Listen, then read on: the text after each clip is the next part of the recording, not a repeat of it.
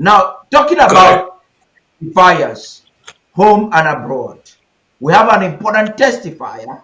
I want to give an excerpt of his video right now so that we can make brief commentaries on it, the impact this can play. Because, on this platform, we have been talking, and there are those who feel that we are either inciting division or we are just talking when we say the things we say. A lot of people say that. So let's talk on this testifier before we get the call. Listen to him. Sur des allégations de soutien, d'appel à travers les réseaux sociaux à commettre les crimes de guerre et crimes contre l'humanité dans le Cameroun anglophone. Alors, la toute première information que j'aimerais mettre à votre disposition est que l'affaire Ayabacho devant les tribunaux norvégiens est à sa phase de l'audition des témoins. Bon, ça c'est l'information que je voudrais de prime abord partager avec vous. Et parmi les témoins qui sont entendus se trouve votre humble serviteur que je suis. Alors, ce mercredi 11 décembre 2024, j'ai fait l'objet d'une audition au niveau de Kripus, c'est dans la capitale norvégienne appelée Oslo. Voilà. Donc, j'ai été auditionné en tant que témoin où j'ai dit ce que je savais du mouvement indépendantiste anglophone, d'Ayabacho Lucas, de Egossi, etc., etc. Bon, je n'entrerai pas dans les moindres petits détails de tout ce que j'ai dit, parce que j'ai été entendu pendant... l'audition a commencé à 10 heures, et elle s'est achevée à 15 heures, donc pendant plus de 4 heures de temps. J'ai été auditionné, j'ai dit tout ce que je savais. Bon, je ne vous dirai pas quoi. Voilà. Tout cela reste dans le secret de l'enquête, parce qu'il faut respecter la justice norvégienne. Il ne faut pas faire comme ces petits villageois et singans du régime de Paul Biya, qui, quand la justice norvégienne, ou je sais pas moi, la police norvégienne a interpellé Ayaba, ils ont bondi de joie. Oui, vraiment, oh, le succès de la coopération entre le Cameroun et la Norvège. Donc, c'est-à-dire que pour eux, c'est comme si les magistrats norvégiens ou alors la police norvégienne étaient aux ordres de Yaoundé. Genre, oui, le gouvernement camerounais a souhaité que la police norvégienne ou la justice norvégienne ne mette la main sur Ayaba et le verbe s'est fait cher, etc., etc. Donc, mesdames et messieurs, l'enquête suit son cours normal. Je peux vous rassurer que l'affaire suit son cours normal. D'autres témoins, après moi, vont être attendus. Bon, je ne vais pas vous dire exactement ce que j'ai dit là-bas. Donc, je ne vais pas entrer dans les détails. Mais cependant, j'aimerais dire à la pègre qui dirige le Cameroun depuis le palais présidentiel de Toudila, depuis Yaoundé. Vous avez souffert là-bas avec moi, hein? Je vous ai versé là-bas, Nawab. Vous tous là, les Tanganji, les Bambankui, et vous, et dès que je vous ai versé là-bas, en fait, c'est tout ce que je peux dire par rapport à l'audition. I think this is quite important. Independent journalism or journalism in general, when it comes to wars, is very important. And that's why Cameroon is investing a lot of money. And I don't want to undermine it. Cameroon is investing a lot of money to ensure that they could manipulate journalists like Mimi Mefo that supposedly flee away from or ran away from Cameroon, but now acting as a proxy. Now, Michel Biem Tong, I've known him for about more than 10 years. I remember when I was in Yaoundé, he was just a blogger. And I was surprised. At that time, I was a federalist. Just came back from South Africa and was supporting Agbobala and the consortium and all of this. I was so surprised that I thought he was a Bulu, but he is from Bafia. One of his parents is from where Eto is coming from. These people, Eto's village. That's where he's coming from. And I was surprised a French Cameroonian actually dissecting at a time when the emancipation we have today is not what it is. Michel Biem Tong stood on air on Facebook in Cameroon at that time, 2016, 2017, and was educating the people of French Cameroon. I thought he was an Anglophone that's speaking French or a Southern Cameroonian. Then I realized that the guy was 100% French Cameroonian, had never ever even visited Bamenda or Boya prior to that time, educating them that it is a historic fraud, is an annexation, and this testimony that he's saying today has a lot of weight for this reason. He was arrested, detained in Set. That's how he ran away from Cameroon, went to West Africa before he finally found himself in Europe. I was pleased the other day when we were talking. He called me. I tried reaching him prior to that time for other things we were doing. And then he called back and was telling me that we can't talk for long because he's actually going for this meeting. After that, again, we had a conversation. And I was so impressed.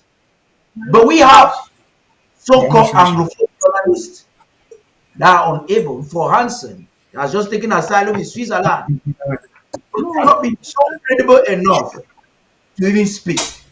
How important is this testimony as ambassadors right now? I want you to react very briefly, Barrister Fru, so that we can take coming in and conclude this program. Barrister Fru, Barrister Mbesia, and Barrister Ghana. These testimonies coming in, how is it important in these investigations, the one in Oslo, the one in ICC?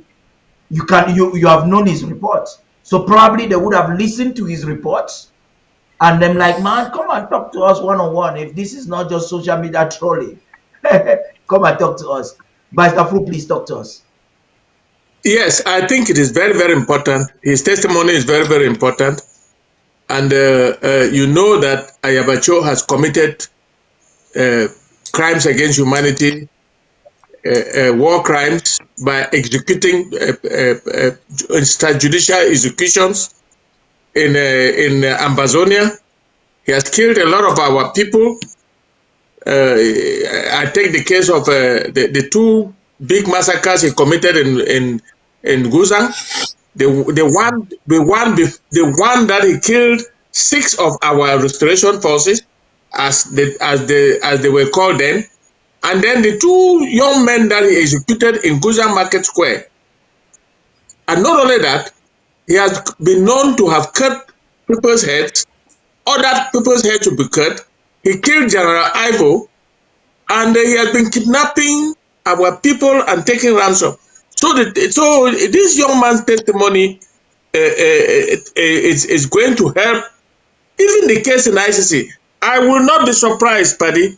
I will not be surprised if ICC will ask to interrogate Ayabacho, and if possible, indict him too. He did not feature in our complaint at that time. He did not feature in our complaint at that time. But when the people go, when investigators go on the ground, they are not only looking at the people that were cited. Wherever as they investigate, anybody who is involved in any kind of killing, extrajudicial killing, and so on and so forth, can be indicted, irrespective whether it is we mention him in our filings or not. So don't be surprised if Ayabacho becomes part of the defendants that will be going to the Hague, and they will have to call on Norway to deliver him to them. I mean ICC. That's where I think I'm just thinking aloud. It may not be the case. Yeah, I think speculations like that is the objective of this discussion. Like you heard Barrister Mbesia said, we are making our opinions clear so that the public can assess and also educate the international community, because this production today is a tool, I would say, is self-evident and is also used for investigation. Barrister Mbesia, please talk to us. I think the testimony of Michel Biem Tong is absolutely important because he has no interest. If you and me are testifying, they will say we have interest in the thing. But this is a Yeah. guy who has no interest to protect. But it also gives him a better standing. If the world can rely on him, if international organizations can rely on his reporting, It gives Yeah. me an added advantage in this whatever thing is pursuing as a profession. And then, of course, Hmm. as Bassam says, when it comes to war crime, there's nobody who will be left out of it.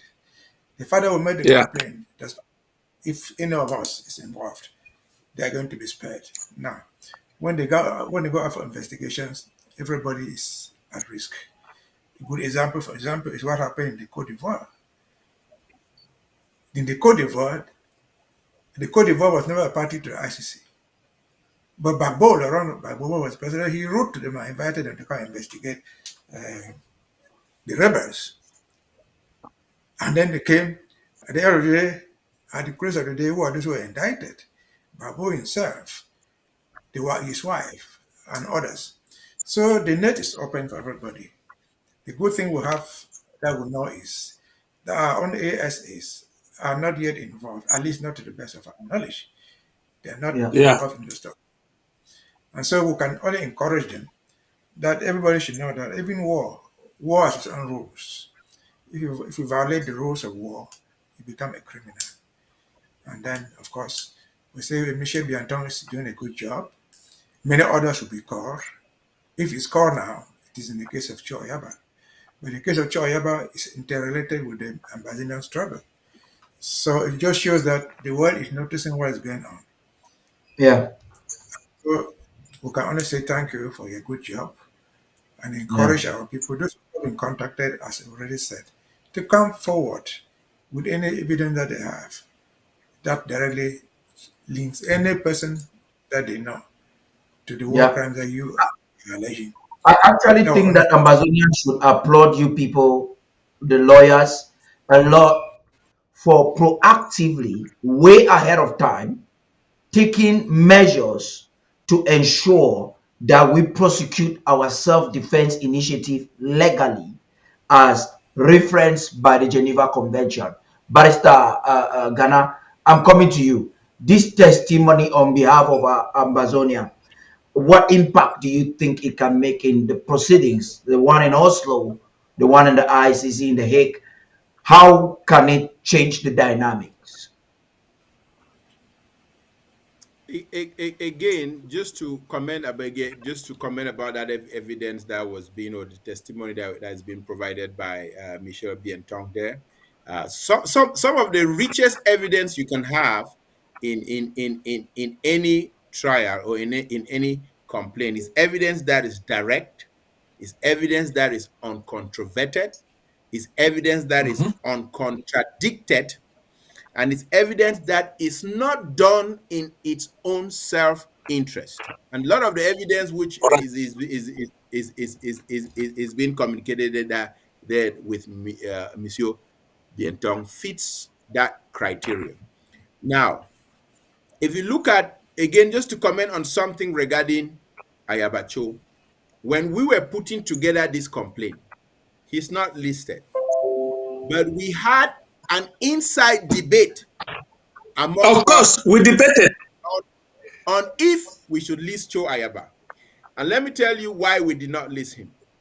The reason why we did not list him was because we balanced the purpose of the complaint against the inflammatory nature of what it would have looked like if the interim government, if the government of Ambazonia had included him. Some people would have been thinking they would have focused only on him and not on this complaint. But we knew, just like Barrister Mbesa said, that a rising tide will eventually carry all boats. When the ICC opens its complaint and they come on the ground, all the acts which Ayabacho has been doing within the purview of the ICC of the ADF will come within the circuit of this investigation Yep. as as it is happening. So we implicitly included him without necessarily mentioning his name in the complaint. And and again, Yeah. Paddy, let me just point to you, when we say this struggle is a God ordained struggle, make no mistake, God has placed certain people in key positions to help liberate Ambazonia. We might not be seeing the whole panoply of it, but it's happening.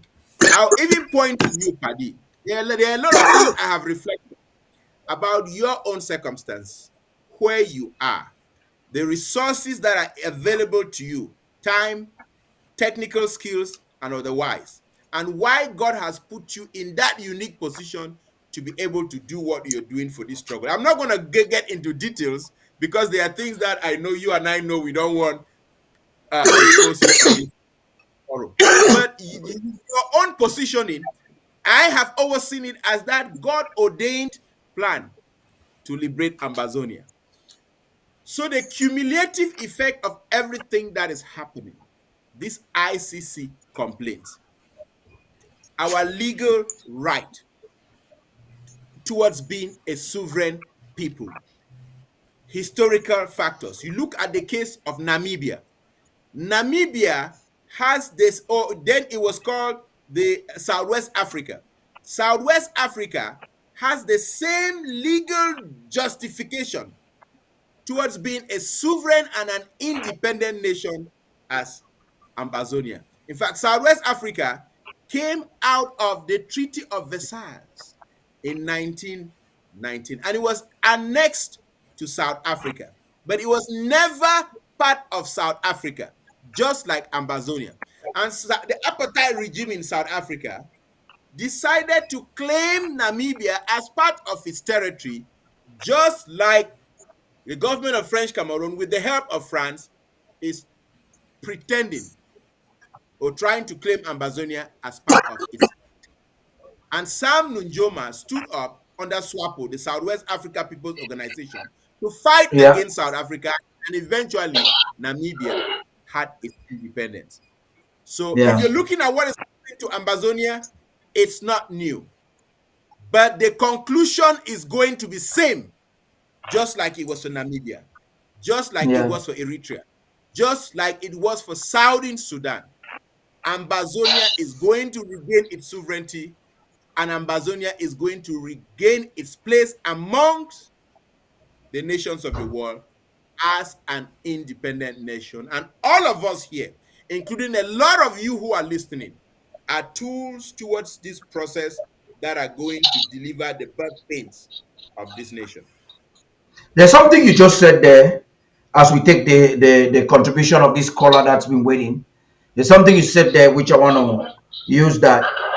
What you said there, by Stagana, the debate, that the foresight, when you talk about the debate, whether or not to include expressly the name of Dr. Cho Choya. Ayaba, I am thinking about the foresight you guys had because you were compiling this in 2019. The foresight you saw ahead of time. And then I also like the fact that the borders within which you constructed the filing by default includes people like him, like the Moja Moja and many others. And that's quite interesting. I'm also happy that you indicted me in the conversation. What a lot of Amazonians don't know, which I know, No, no, it did not indict you. It was time I to know, place you. praise, I know, like, okay, highlighting me. I'm excited that you highlighted me in the conversation. What a lot of Amazonians don't know, which I think high government officials like Mr.